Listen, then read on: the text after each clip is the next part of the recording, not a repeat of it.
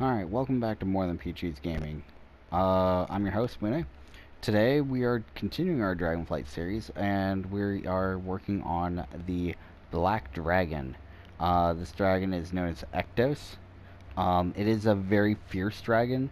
It is the second most powerful dragon out here, and probably one of the most challenging for a lot of players, simply because of some of the mechanics that the dragon has.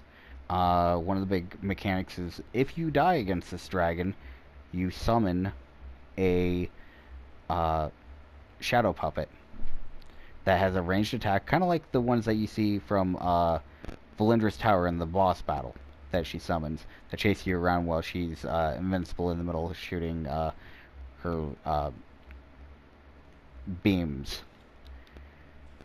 So, the best way to address this dragon is having a good amount of health and control against it as a tank. But if you are not a tank, your objective is to not stay in the rinse circles, know when to kill empowers, and generally be ranged. You don't necessarily have to be ranged.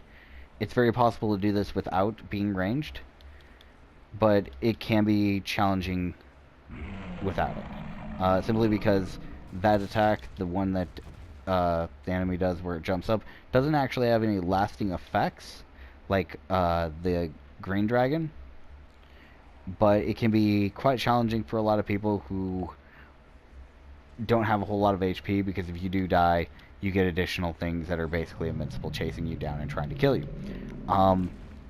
I have seen situations where large groups of people were all around it, and then one person died and spawned one, and that shadow puppet plus the dragon caused another person to die, and it just caused a chain reaction. Or you'll have multiple people dying from the same things.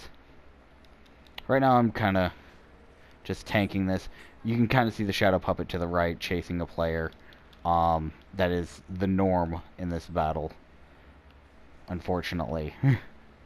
You gotta make sure that you don't spawn one of these shadow puppets, because they do cause a lot of problems. It makes it really difficult to kill the dragon when you can't get close to it.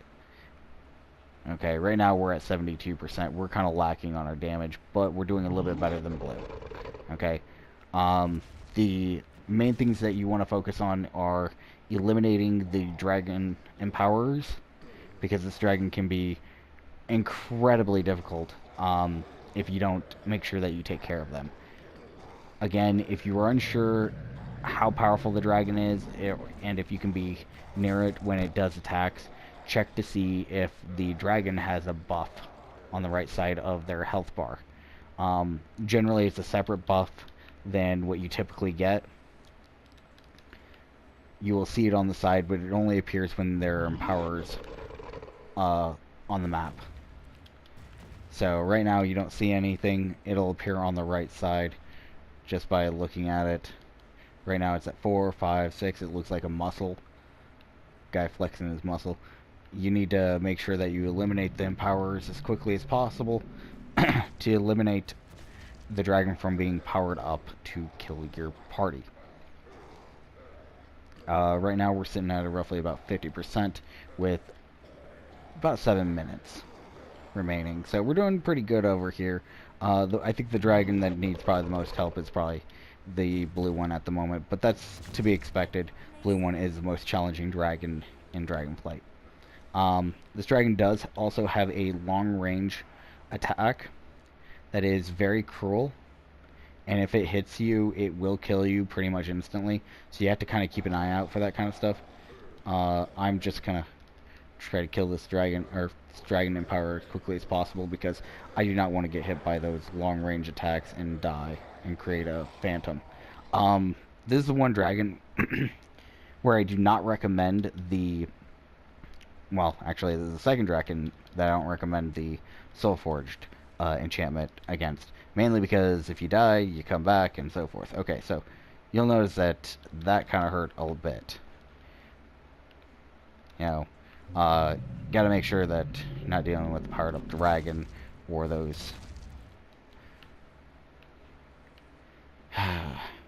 shadow puppets. Okay, so now the dragon's getting closer and closer to death. More dragon empowers that will pop in. I'm gonna go start working on one of these guys. Again, you kind of have to keep an eye out for the dragon, because the dragon can be one rough cookie to take down. And yes, I just said cookie. Okay, so you see the shadow puppets are following people around. I'm going to try to kill this thing before it gets any more powerful. Gotta keep my distance. Oh gee, another shadow puppet. Okay, I don't know where the other empower is. Oh, there it is. It's way over here. I will take care of it. Just trying to make sure that more puppets don't pop in. Because once the dragon gets so powerful, it will just start one-shotting people, and we don't want that, especially against this dragon. Because this dragon's a pain in the butt enough. We don't need more of a reason for it to be a pain in the butt. So I'm going to go ahead and use my daily on my allies, and then run over here and destroy this empowerer. Because I am a support class, I am not a DPS. I'm just trying to make it a little bit easier for them. I'm letting the buff cleric take care of most of the other things, like keeping everybody alive and the like. So, again, try to avoid the shadow puppets. If a shadow puppet is chasing you, do not run towards allies. That is one of the big no-nos about dealing with this dragon. It is not an easy dragon by any means. And if I make any of these dragons look easy, it is not because they are easy. It's because good formed teamwork and fairly good outfitted people who know how to run their classes. Okay?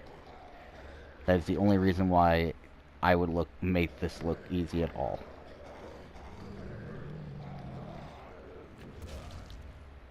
Okay, so I'm going to keep killing empowerers because it makes everybody's job easier.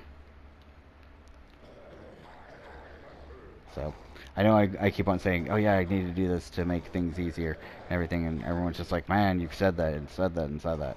Well, it's because it's true. I want to make this perfectly clear in everyone's head. Just because the dragons seem easy doesn't mean that they are easy. Just because you think you could take a dragon doesn't mean you can take a dragon. Okay? I let a lot of the DPS kind of take over, mainly because I could tank it the entire time, but at the same time, if nobody's taking care of those empowers, you're going to end up dying. So, that's why it's incredibly important when you fight each of these dragons to take care of the empowers. Otherwise, they will kill you, and against that one, you will get those phantoms, those shadow puppets that will pop up, and if they're killing everybody, then, well, that's a problem, especially one-shotting them. So, please take that in consideration when you are dealing with the dragons. Is that one in particular is if they one-shot you, then they have extra minions that make it incredibly hard to kill anything else, perpetuating the problem. So you want to make sure you kill the empowerers for that dragon first and foremost. I don't care how close you are to killing the dragon, or how much you think you have it under control. Kill the empowerers, period. Okay? I do not want any ifs and or buts about it, because if you kill all the empowerers, then the dragon's not super powered up and won't one-shot everybody. Or even one person create a shadow puppet to go and kill your allies, because nobody wants to fight more than what they have to when they're fighting that dragon. Okay? So, just keep that in mind.